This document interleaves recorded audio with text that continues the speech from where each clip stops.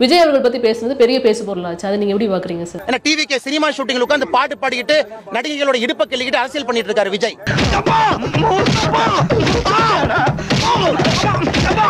எனக்கு அதுல ஏற்பு இல்லை. அது யாரை பத்தியா இருந்தா. ஆனா அண்ணாமலை பத்தியும் பாரத பிரதமர் பத்தியும் கவர்னர் பத்தியும் கவர்னரை திட்டக்கூடாது.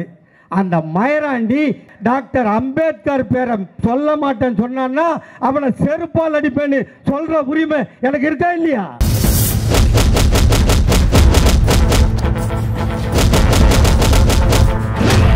தமிழிசை சவுந்தரராஜன் பத்தியும் நீங்க குறைச்சு பேசியிருக்கீங்களா நான் கேட்கிறேன். தாமரை மலர்ந்தே தீரும் தமிழ்நாட்டில். நான் தான் சொன்னேன், அமித்ஷா தலையிலே மயிர் முளைத்தாலும் முளைக்குமே தவிர தமிழ்நாட்டில் தாமரை மலராது என்பதை புரிந்து கொள்ளவில்லை. மோத்தா உன்னை பெத்தாலா இல்ல யானை கக்குச்சாடா? நான் கேட்க மாட்டாங்க. அவர் அதிக பிரசங்கமா பேசிட்டாரு அப்படின்னு நினைக்கக்கூடிய ஒவ்வொருத்தரும் நான் சொன்ன பெருமக்கள் பேர்ல எவ்வளவு எல்லாம் பேசியிருக்காங்கன்னு சொல்லு. தமிழ்நாட்டு கவர்னர் பத்தி எவ்வளவு பேசப்பட்டிருக்கு, பாரத பிரதமர் நரேந்திர மோடி பத்தி ஆட்டு குட்டின்னு போட்டு ஆட்டை கொண்டு நடு ரோட்ல வெட்டி அண்ணாமலை பற்றி எவ்வளவு பேசி நீங்க என்ன ஆதரியம் சொல்லி தரீங்க உலகத்துக்கு?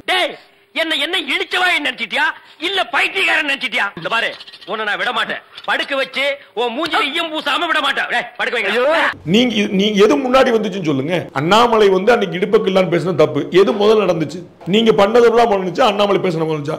நீங்க பண்ணதெல்லாம் பேசும்போது ஒரு கேள்வி கேட்டிருக்கீங்களா? நீங்க அப்ப எல்லாம் பொத்திக்கிட்டு இருந்துட்டு அவட்ட போய் பாக்ஸிங் புரிய வெக்கமாடல உனக்கு. சார் திரு உதயநிதி இப்படி சொல்லிட்டாரு, சார் திரு ஸ்டாலின் இப்படி சொல்லிருக்காரு. விட்டால் எடப்பாடி பழனிசாமி அவர்கள் சசிகலா அம்மையார் காலுக்குள் ஊர்ந்து சென்றிருப்பார். நீ நல்லா இருக்க மாட்டடா, நல்லா இருக்க மாட்டா. வாங்க தங்கச்சிங்களா, அந்த வழக்கு பார்த்துட்டு வாங்க அந்த பக்கம் வாங்க. எடப்பாடி பழனிசாமி மோடியை பார்த்தால் படுத்து விடுவார், சசிகலா அம்மாவை பார்த்தால் முட்டி போடுவார். இது உதயநிதி ஸ்டாலின் அவர்கள் உதிர்த்த ஒரு பொன்மொழியில பல பொன்மொழியில இது ஒன்று. பொம்பளை வெறி புடிச்சு போய் தெரிஞ்சுக்கிருக்க நீங்க 90s தானே நீ தெரியுதுடா. பொம்பளை தெரிஞ்சுக்கிருக்க நீங்க பெண்ணு அமைச்சர் தாமோகன் பன்னிக்குட்டி பெத்து போட்ட மாதிரி நார்த் இந்தியன்ஸ்லாம் பெத்து போட்டோம். இது நாங்க திருப்பி கேள்வி கேட்டோம்னா அசிங்கமாயிடும். உங்களோட திமுகவோட தலைவர் இருக்காருல கலைஞர் ஐயா, அவருக்கு எத்தனை பிள்ளைங்க, எத்தனை மனைவி? திமுக இருக்க எல்லாரையும் நான் கேட்கலாமா? அவரா திருட்டுறையில வந்தவரு பொண்டாட்டி எத்தனை இருக்குன்னு அவருக்கே கணக்கு தெரியல. அப்ப சொத்து மதிப்பு எவ்வளவு இருக்கும்னு கணக்கு போடுங்க. அதை யாரும் இங்க ஆதரிக்கல சார். இப்ப நீங்க சொல்றீங்களா?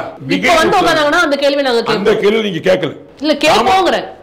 நீங்க சும்மா செஞ்சிட்டாலும் நாங்க அப்படியே அசந்து அழுத்து தான் போயிருவோம். தாமோகன் பரசன் பேசுன பத்தி நீங்க கேட்டீங்களா? உங்க பேட்டியோட தலைப்பா அது இருந்துச்சா? என்ன பேசிட்டீங்க? நாங்களா கண்ண மூடிட்டு உட்கார்ந்துருக்கோம் நினைக்கிறீங்களா? காதே கேட்காது நினைக்கிறீங்களா? ஏண்டா யார ஏமாத்த பாக்குறேன்? மோசக்காரா ஐயா, எத்தனை பேரை ஏமாத்துறேன் ஐயா? கொஞ்சம் இருங்க.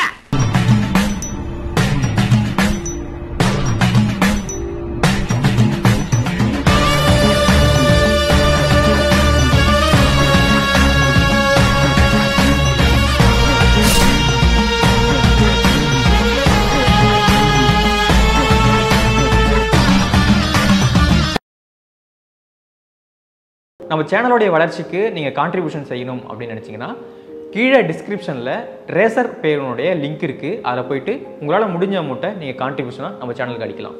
நன்றி. பன்னிக்குட்டி பெத்து போட்ட மாதிரி புள்ளி இது தவறு, இதுவும் தவறுதான். இப்ப யாரும் இவங்களுக்கு இருங்க. இதே கருத்து இதுக்கு முன்னாடி துரைமுருகன் சொல்லிருக்காரு. அப்பயாவது யாரா கேட்டீங்களா? ஒரு பெண்ணை 5 பேர் கல்யாணம் பண்ணா அது வட இந்திய நாகரிகம். ஒரு பெண்ணை ஒருத்தன் கட்டிக்கிட்டாக்க அது தமிழர் நாகரிகம் சொன்னாரு. அப்ப கலைஞர் கருணாநிதி அவர்கள் 3 பொண்டாட்டி கட்டினாரு, அது எந்த நாகரிகம்? பஞ்சாயத்துல இடுப்பு கல்லிங்களே அவளுடைய பேர்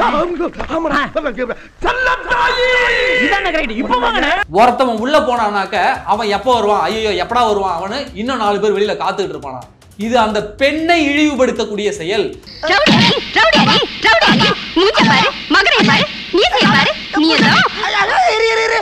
எவ்வளவு அண்ணன் ஆர்எஸ் பாரதி யாரா ஒரு மீடியால ஆர்எஸ் பாரதி அவர்கள் மீடியா பத்தியே கெட்ட வார்த்தை திட்டிருக்காரு. ஒரு மீடியால நீங்க டிபேட் பண்ணீங்கன்னு காட்டுங்க.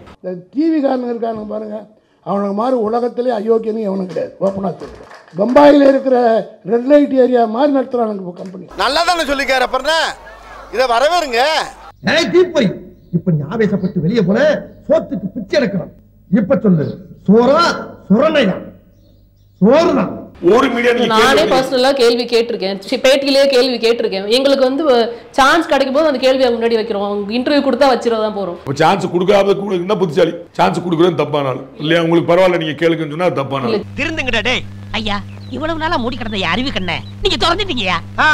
உன் கண்ணனை துருப்பிடிச்ச இரும்பு பெட்டியா பீரோவா நான் திறக்கிறதுக்கு? அண்ணாமலை பேசுறது எனக்கு உடன்பாடு இல்லைங்க, நான் ரொம்ப தெளிவா சொல்லிட்டேங்க. ஆனால் அவரை குற்றம் சாட்டுகிற யார் இதை பேசவில்லை? இயேசுநாதர் சொன்னதான், அடுத்தவர் மீது குற்றம் சாட்டுகிற நீங்கள் யார் குற்றவாளி இல்லைன்னு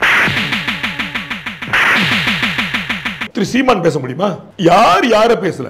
எல்லா அரசியல் தலைவரும் எல்லாரையும் பேசிவிட்டு அண்ணாமலை அப்படி நாகரிக படக்குன்னு இன்னைக்கு காலைல தான் இந்தியாவுக்கு சுதந்திரம் கிடைச்ச மாதிரி எந்திரிச்சு வரீங்க எல்லாரும். எனக்கு புரியல. போலாம். ஆமா வாங்க போலாம். நீ வந்தா கொலை பண்ணிடுவேன் உன்னை. நான் எங்கனே வரேனே? அது இந்த லவ் உருப்பட. இப்ப நேத்து சட்டமன்றத்துல வேல்முருகன் அவர்களுக்கு நடந்த ஒரு சம்பவம், அதிக பிரசங்கத்தனமாக நடந்து கொள்கிறார் அப்படின்னு சொல்லி வேல்முருகனை வந்து சரமாரியாக திரு முதல்வர் அவர்கள் வந்து விமர்சிச்சிருக்கதை பார்க்க முடிஞ்சிச்சு. அவர் வந்து வெளியில தன்னோட ஆதங்கத்தை சொல்றாரு. இதை நீங்க எப்படி பாக்குறீங்க? கூட்டணி உடைகிறதா தமிழ்நாட்டுல? வாய்ப்பில்லை ராஜா, வாய்ப்பில்லை. திமுக என்ன வெளியில அமிச்சாலும் நான் கவலைப்பட மாட்டேன் அப்படின்னு சொல்லியிருக்கிறாரு. அப்படிதான் பேட்டியில சொல்லுவார். அப்புறமா சரியாயிடும். இவன் என் தலையில சாணியை கரைச்சி ஊத்தி விளக்க மாத்தாலே அடிச்சாலும், ஏன் நடுத்தருவில் அம்மனமா ஓட விட்டாலும் இவனை விட்டு நகர மாட்டேனே. இந்த இடத்தை விட்டு போனேன்னு வச்சுக்க சோத்துக்கு தான். நான் ஒரு எம்எல்ஏ இருக்கிறேன்னு யாருமே மதிக்கல. எனக்கு பேட்டி கொடுத்தாருங்க. எம்எல்ஏங்கிறத யாருமே மதிக்கல. குட்டி குட்டி ஆள்லாம் பெரிய ஆள் சொல்லிட்டு இருக்கிறான். மந்திரி வந்தா சொல்ல மாட்டாரு. டிஎம்கே எம்எல்ஏக்கள் மதிக்க மாட்டாங்க. எந்தவித ரெஸ்பான்ஸும் கிடையாது, எந்தவித பதிலும் கிடையாது. என்னடா வாழ்க்கை இது? என் எச்சு துப்புறதை விட கேவலமா இருக்கடா என் வாழ்க்கை. சட்டமன்றத்தில் பேச முடியல. கலைஞர் ஆட்சி மாதிரி இப்ப இந்த ஆட்சி இல்ல. இவ்வளவு என் பேட்டில சொல்லியிருக்காரு. சொல்லிட்டு தான் போய் உள்ள உட்கார்ந்தாரு. பெருசா பேசுற பையன் சாகுற ஆளை பார்க்காத வரைக்கும் அப்படித்தானுங்கண்ணா.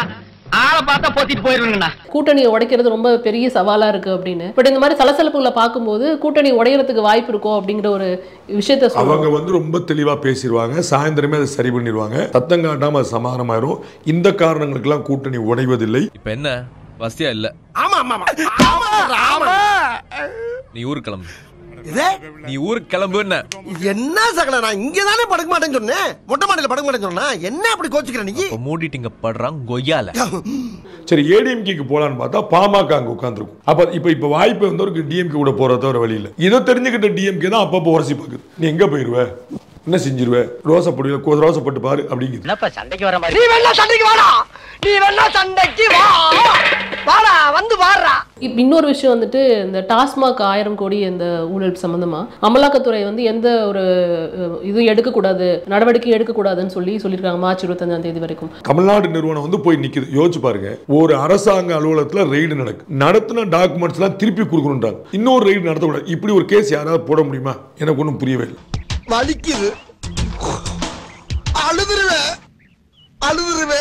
சிபிஐ இனிமேல் ரெய்டு நடத்தக்கூடாது, என்ஐஏ இனிமேல் ரெய்டு நடத்தக்கூடாது, இடி இனிமேல் ரெய்டு நடத்தக்கூடாது. என்ன செய்யணும்? எல்லாரும் செட்டில் ஆயிருமா? அப்படியே தமிழ்நாடு அரசு எடுத்து ஒருத்தர் காவல்துறை இனிமேல் எங்குமே ரெய்டு நடத்தக்கூடாது அப்படின்னு சொன்னா தமிழ்நாடு காவல்துறை என்ன செய்யும்? நீங்க புத்திமதி புண்ணாக்கு சொல்லுவீங்க, அதை நான் கேட்கணும். அவங்க சொல்லிட்டாங்க, மேனுஃபேக்சரிங் ப்ரொடக்ஷன்லயே தப்பு நடக்குது, பாட்டிலிங்ல தப்பு நடக்குது, டிரான்ஸ்போர்டேஷன்ல தப்பு நடக்குது, இருப்புக்கும் கொள்முதலுக்கும் வித்தியாசம் இருக்குது, எல்லா இடத்துலயும் பிரச்சனை.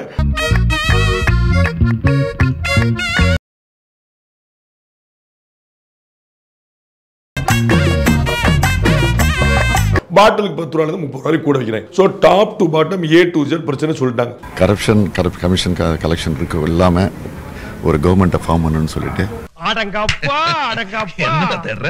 இல்ல இங்க சந்திரன் ஒரு மானஸ் இருந்தா அவன் எங்கேன்னு தேடுற. நீங்க பொய் சொல்லாதீங்க அப்படின்னு அமலாக்கத்துறையை வந்து நீதிபதிகள் கண்டிச்சதாகவும் ஊடகங்களுக்கு இதான் ரொம்ப ஆசையா இருக்கும். எப்படியாவது ஒண்ணு மத்திய அரசு அல்லது நிறுவனங்கள் ஏதாவது ஒரு திட்டு வாங்கிட்டாங்கன்னா நம்ம ஊடகங்களுக்கு கொண்டாட்டமா இருக்கும்.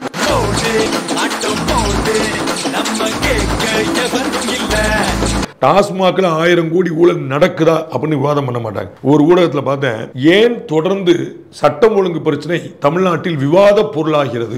போங்கண்ணா, இப்பெல்லாம் சின்ன சின்ன விஷயத்த ஊதி பெருசாக்குறீங்க. ஊதி பெருசாக்குறா? நான் என்ன பலூன் வியாபாரியா? டேய், பலூன் வியாபாரியாடா? தமிழ்நாட்டில் சட்டம் ஒழுங்கு சரியா இருக்கா இல்லையா விவாதம் வைக்க கூடாதா? அது ஏன் தொடர்ந்து விவாத பொருளாதுன்னு ஒரு தலைப்பு எனக்கு புரியவே இல்லையே. உங்களுக்கு புரியுங்களா உங்களுக்கு? அப்ப இது வந்து ஒரு mainstream media, so called mainstream மீடியாவுடைய விவாத தலைப்பு நான் சொல்றேன். டெல்லியில எப்படி இருக்கோ அதே விஷயத்தை இங்க கொண்டு வர மாதிரியே இருக்கு.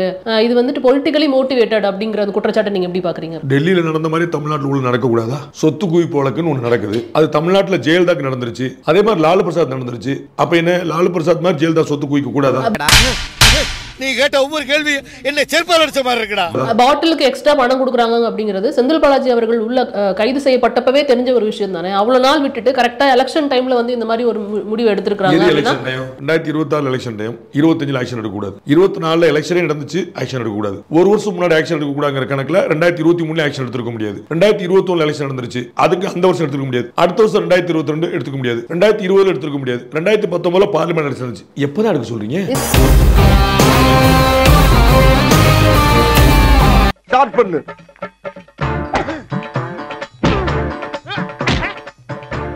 இங்கிட்டு வா. அப்படியா படைக்கலடி மண்டையில மட்டும் அடிச்சிடாத, கொலைகேஸ்ல உள்ள போயிருவேன்.